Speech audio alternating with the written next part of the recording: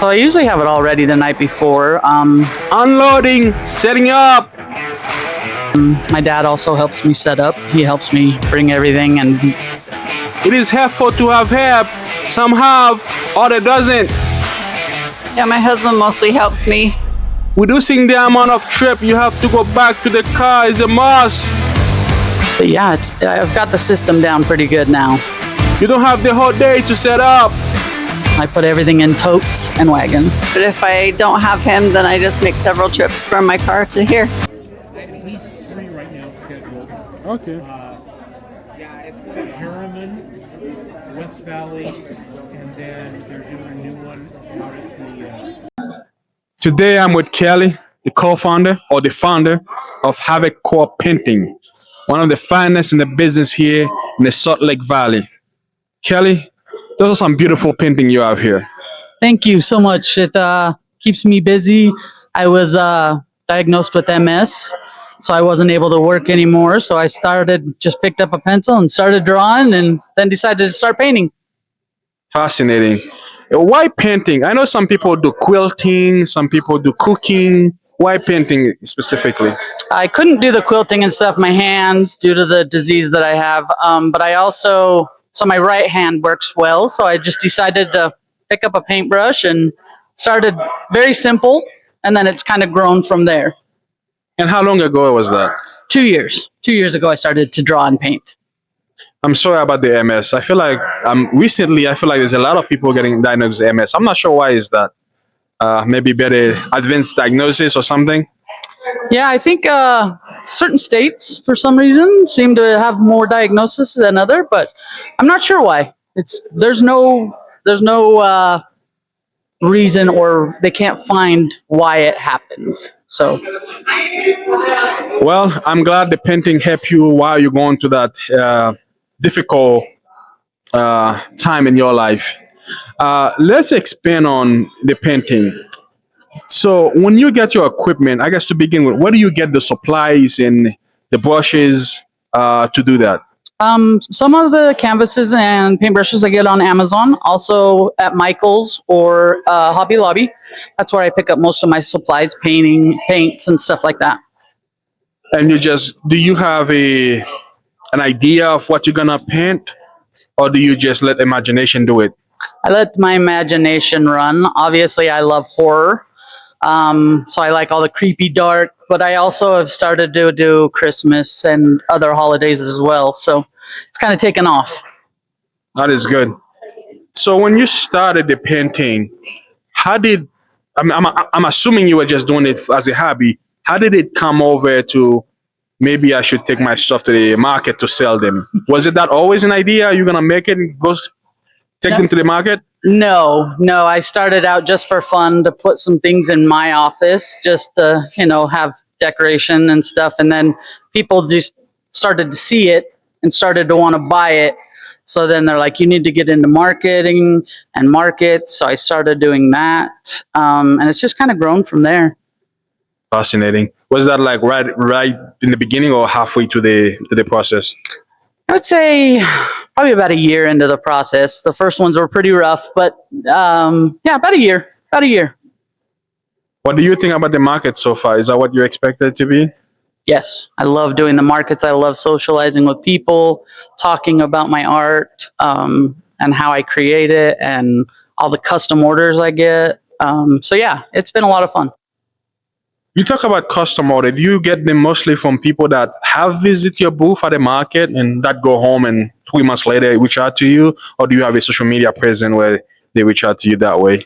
I do have Facebook, so I do get some off of there, but a lot of them are from the markets. They take my card and they get hold of me, and we create whatever they want. Speaking of market, I know a lot of vendors complain because when they go to a market, they have to park, unload the car, carry their stuff, set up their stuff, and at the end they have to do the whole thing again. Can you tell me about your process on how do you do that? So I usually have it all ready the night before. My dad also helps me set up. He helps me bring everything and hang them and hang it all and get the table ready. But yeah, I've got the system down pretty good now. It's taken me a while, but it used to just be a table And then I started to hang them, and that seemed to help make sales easier. That's good. I know a lot of vendor complain. A lot of them have wagon to drag this stuff. Do you have any wagon and stuff like that? I do use a wagon. Yes, I put everything in totes and wagons. That's good. And I know this is a indoor market right now we are in, which is really nice. Whether if it's snow or rain or windy, doesn't matter. But when you go to a market that is outdoor where you have a canopy, do you have a different process on how you lay things just to make sure the wind doesn't blow them, or do you have anything like that? Usually when I'm outdoors, I hang more than I do lay them down because yes, they can blow. So once they're hanging, I zip tie them all on so they can't go anywhere. And I haven't had too much problem with the wind and stuff. So Well, that's good. I know a lot of vendors, especially around here, the wind can get pretty dusty. But I'm glad you haven't have that much issue with it. Speaking of farmer markets, do you feel like during the holiday season that is coming up, do you make anything specific? Does your product change, like for Christmas or Thanksgiving, or do you leave it the same way? So yeah, I do still do horror, but I also add in Christmas to the horror. So some of the characters are elves or Santa hats or trees. So yeah, it's turned out to be kind of fun to try all the different seasons. I know during the holiday season, there's a lot of sales that happen because people, want to buy some present for the family. I'm assuming you increase your production or the amount of stuff you bring to market. Does your display change at all? Display, no. I may add different characters or more Disney depending on the market. If there's a lot of kids, just kind of depends on which market I'm doing. You don't feel like with setting up, it take the same amount of space regardless whether it was July market or December market. The product might be different, but the displays, the layout is kind of similar. Yes. Yes. Unless I'm outdoors in a 10 by 10, then I have a lot more table space. So I can do more of my woodwork with painting on it, or like Christmas coming up, I'm going to be doing ornaments. So it all just kind of depends. I know you say your dad helped you set up. When you go to an outdoor market where you have to bring weight and then they set up the canopy, does your dad still help you with that? Because I know a lot of vendors struggle with that. Some of them are, they don't have the physical ability to carry the weight from the parking lot. How do you juggle that?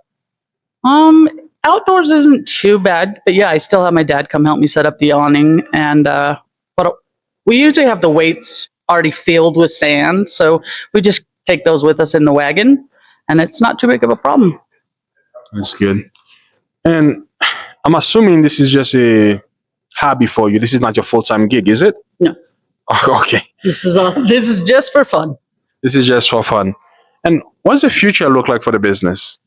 Hopefully I can still just get into more markets and let it keep growing and more custom orders. And how many markets do you usually go to in a month?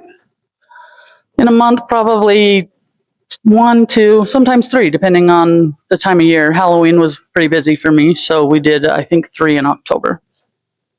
And do you see yourself maybe turning it into a full-time job or in the future, or no? No, it'll always just kind of be a hobby. Okay. And what would be your biggest advice? I feel like a lot of vendors come to a market and they come once or twice and they realize, man, this is tougher than I thought, and they stop coming. What would be your advice be? Just keep doing it, because every market's different. You'll get different people that want different things, and don't give up. Don't give up on it. And I know you say you have a Facebook page. What is can you say it? It's just my personal Facebook Oh, page. it's just a personal Facebook page. Okay. Yes. Do you have an Etsy shop, anything like that? Not yet. We're looking into Etsy and Instagram, so we just haven't got there yet. All right, Kelly. Well, thank you for chatting with me, and good luck with the business, okay? Perfect. Thank you so much.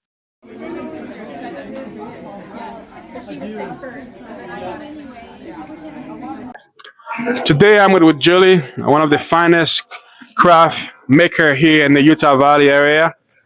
Julie, can you tell me your story? How did you get involved with this? I just love sewing and doing crafts. And then you just started to say, maybe I should come to the market and sell them? Yeah. I know this is time consuming. Can you tell me the story on how you learned how to make this stuff? Did you take a class or something? No, my grandma taught me how to crochet when I was like 6.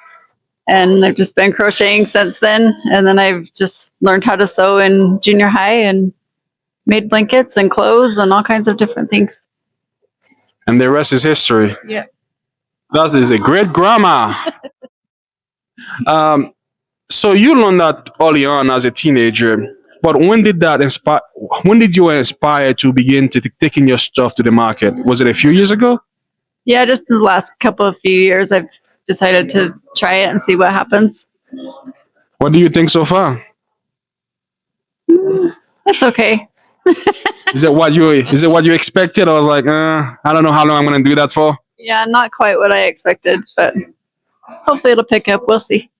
Well, I hope the Christmas pick it up. I don't know. I think with the inflation, everybody's struggling. They're not spending the money, so maybe that play into it. But this is a lot of stuff you have on the table. Can you tell me the process on how you unloading them or setting up table? Do you have help? Do people to help you with setting it up? Yeah, my husband mostly helps me, but if I don't have him, then I just make several trips from my car to here. So I know some vendors, a lot of them wish sometime there was a unloading dock, where you just park your car, you just unloading it and just leave your stuff and then go park. Because right now you have to unload it and then go park your car, come back, bring the stuff up. And a lot of vendors struggle with that because there's so many people trying to unload at the same time. And if you're late, and that could cause a problem. Is there anything specific that you do to make the process easy? I just try to pack as much as I can into bins and have less stuff to carry at once, but just make it work. All right. I feel like the market life is you have to improvise because you never know what's going to happen. Sometimes it's raining. Sometimes the space is not marked with your number. It's all of the stuff. And what do you see is the future of the small business? It's more of a hobby, but I was hoping it would do better, but we'll see. It's just starting. And do you have like a Etsy shop or a Facebook page? No, I have Facebook, but I haven't put any of it on Facebook yet. What's your Facebook page name? What's what? What is your business Facebook page? Oh, I don't have a business. It's just a personal one. Yeah, Yeah. just Okay. personal. Yeah. Yeah. Well, are you gonna be at any Christmas market this year? People can find you. I don't know. We'll see how this one goes and if I decide to go there. Oh, so this could be the last one. Well, it's just a lot of work and then it's just discouraging if it doesn't sell. So, but it's fine. Well, I hope things pick up, and I hope it turn around, right? Yes. Yes, yes, yes. Well, Julie, thank you for talking to us. Okay.